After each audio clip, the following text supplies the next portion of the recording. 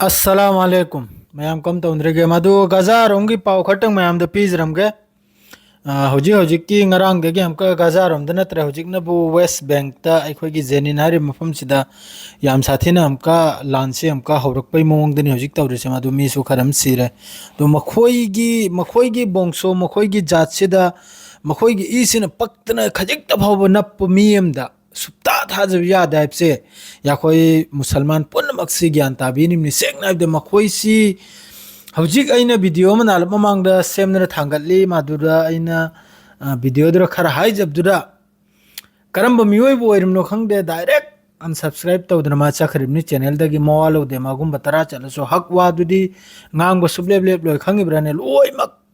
जो मखोइबु support तौबो मखै अइना चैरब मियोइदुबु support तौबिरबु मखै unsubscribe तौदना चखरजो करिमतो वारौजदे Seng नाइब करे अइदी अचुंबो वादरी ngang दबि याते अइदी अचुंबो वादो ngangu मथौ ताइ सेम टू सेम मोहई सी हौजिक तौनरिबो मिफम सिग चमाने हेबसे से हमेशा कौबिगनाबा एवंग हौजिक गजा मनुंग शांति पुरकले अल्हम्दुलिल्लाह अल्लाह की लाख लाख शुक्र मी थादोक थाजिन तौर मी अहुम थादोखरे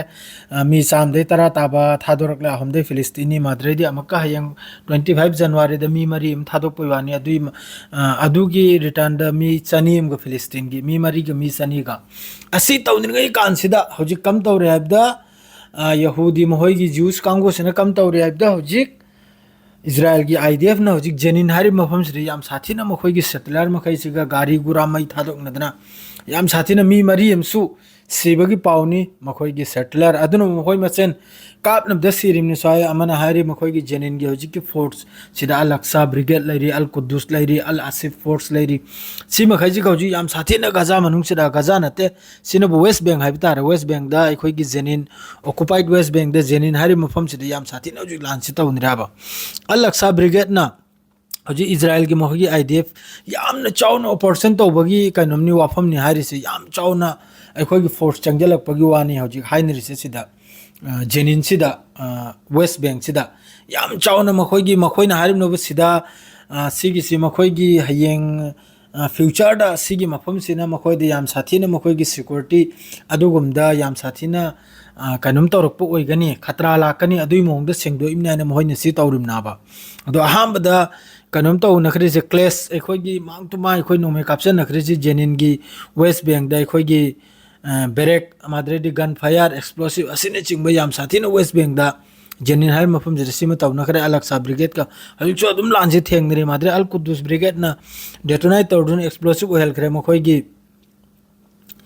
KJ 37 हरबे नमीर माद्रेदी मफम सिनबु तलात अल गबज एक्सिस जेनिन हारि मफम सिदनी वेस्ट बैंक दनी सिरसु मी याम साथीना इंज्योर ओइबा इजराइल की लानमी असिने चिंगबा माद्रेदी अमका एक्सप्लोसिव ओहेल की KJ 37 टाइप हरबा कनम सिगा मखोगी मिलिट्री बुलडोजर करा चंगलक पयवानी होजिक किसे सिनबु अल हिसान हरबे एक्सिस सिदा सिदसु मखोई याम साथे मफम मफम सिदसु मखोगी इंज्योर ओइबा इजराइल की लानमी असिने चिंगबा मयाम अमा थेंगनाय अद्रेदी जेनिन हारसि यामना कुंगना लैबा अखोगी कनम नाबा सिटी एम नाबा अदुइ मफम दुरनी माद्रेदी सोमनरबो अल हद्दात हारसिदसु जेनिन दनी सिदसु मखोगी हेवी गन फायर नि कनमबा तौनरेसे अल कुद्दुस ब्रिगेड सिगा माद्रेदी सोमनर अमका एम्बुश तौरदुना इजराइल की लानमी की मथकता अल हद्दात हारि मफम सिदे जेनिंदा सिदसु याम साथीना हेवी गन फायर नि माद्रेदी सोमनरबो अल आसिफ फोर्सिना मखोगी इजराइल की लानमीगा सिसु पूरा सिदनबु याखोगी अलोट अना लेबाक मनुंग देखरा सुरुंग देखरा टर्नल देखरा थोकलेगा कापनबा कनम तौनबदुना सिददी पूरा अखोगी बफर जोन गुमनाक्ता लेपनरेगक्ता थोमनरिमनि खंगिब्राने दु याम साथीना मखोइना तौरसि सोमनबु अद्रेदी मखोगी हौजिकि अचौबो मियो यमसु करी कौबनो गेलिन नते कनो हानि ममिंग दो अदुसु कनम तौखरमनि रिटायर अखोगी इस्तीफा लौखरमनि अदुम तौदना मखोगी सिगुम्बा थौदोकसे मखोइसी सिंगक्तंग मयामना ज्ञान ताबिउ मखोइसिगी इना फंगब मीनि हाइबु सागै मखैसिनने सागै मखैसि सुप्ता थाजब यादे सिमा मयाम खंबिउ मखोइ इसिना फंगनि हाइ मफम सिदा सुप्ता थाजब यादे सोमना सिसफायर तौसनरे अदुग सोमदा अमका जेनिन दालिसे कनाबनो फिलिस्तीनी मुसलमान महबुनी हलिसे कनादन हलिसे मयाम अदुम खंबिरो मयाम IDF कनी हजिक तौनरिसे IDF सी कनानो IDF सी की ई सी कनानो IDF सी करोम दे लाइबनो IDF सी की ई करोम करोम ले हाइबदो मखोय मी से करोम करोम ले हाइबदो मयाम अदुम ग्यान ताबिरो खंगेदना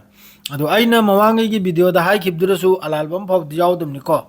करिगादी मनुंग दा तौनरिमनी मनुंग दा हजिक मणिपुर मनुंग दा तौनरो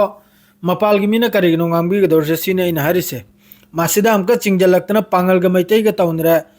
pangal gi mi leitre kasar su mi leiri warim ni hariba aina harise ekhoi na ngangla kanim na ba atoi mina ngang ba se nungai ta dna video ju sem jam na ba kari gi na ba hoji ing na bai matung da ma na no mechu video mom seme thangal pura nungai te ado hoji sini pause jenin si hoji yam sathina lan si taunri ma du ga israel gi lan mi settler ma khaina ni ha lan hauri se मादरेदी मखोय मादुई मथक्ता IDF की लान मिसे याम साथी ने Zenin से चंगे लई मादु IDF की होजिक की मखोय की इस्तीफा लौख्रिब मिओय हैनसु सेंगना स्टेटमेंट पिरम हमने सीरिया की सरकार उन्था अंजिल तौ बसिरु मखोय की खुदनी मादुगा हिजबुल्लाह का लान ले पसिरु मखोय की लोइना पॉलिटिक्स गांगतनी से होजिक तौरि मखै से लोइना पॉलिटिक्स नि मादु टिकटॉक की चैनल अमा खक्ता अदुम चैनल हम खक्ता इना अदुम फंगबनी माद्रा अखोय की हमजा हैना फाव मिंग फलै माना अदुम अखोय टिकटॉक ता अमा मदा अखोय की डायरेक्ट वीडियो कॉलिंग ते रंगांग नबदा माना यामदा थेंगरिसे इजराइल की मी गांगतनी अफबु वाम भयरकते इजराइल की सुयाम मेदुना लोय मंग नारे ई फिलिस्तीन लोय ना तो करम नि मुसलमान लोय ना तो करम ना सेंग नारे इमने मागी जो मागा थेंग न मकै दुदा अदो हजिक सीनी फिबम से नाकलम दे इंग सनरेगा नाकलम दे तौरिमनी अदो हजिक कनम किसु सेसफायर सी लोइरब्रा लोइद्रिब्रा दुरे खंगदिरा को थानी सुखरब्रा सुद्रिब्रा तो सोय मतुंग दा हिजबुल्लाह के तरफ तक सु करी पावला पुना दुसु मयाम बिरसी अदुनी मयाम इचनाउ सिंह यामना यंगना जसामी दुसु सपोर्ट तो बिबिदा माद्रे ngamgi बिदा यामना यंगना ngambi को नखोय मसेन नि अदुरे लैरिदो अदु खक्तनी लोइरे अदु हजिक जेनिंदा हमका हौरकले गाजा लोइरे जेनिंदा हमका हौरकले जेनिन के पाउसे हमका खरनि मयाम ताबिरो अदुनि जो अपडेट ओइ मैदो तौरके हजु फाउदी याम साथीना मी याम साथीना सोकपगी सिबगी पाउलाई अदु मथक्ता फिलिस्तीनी मी मापलम सु सिबगी पाउलाई हजु की वेस्ट बैंक जेनिन हरि मफुम सिदा असुम तौदना सि याम चाउन थोकलकनि वाथोक मालि फिफम से करादि मोहयगी लानमी चंगजेलइबा IDF की लान में बुलडोजर अदरेदी मोहगी मरकावा तेंग मोहगी व्हीकल चंगल ऐसे याम साथी ने याम ले अदु गाउजिक ताउनरी जेनिन दसु लैरिबा ब्रिगेड मखाई के याम साथी ने लान से थेंगरी तो मखा ताव पाउ दु मखा दमक पिजरागे सिरे लोइजरा अस्सलाम वालेकुम।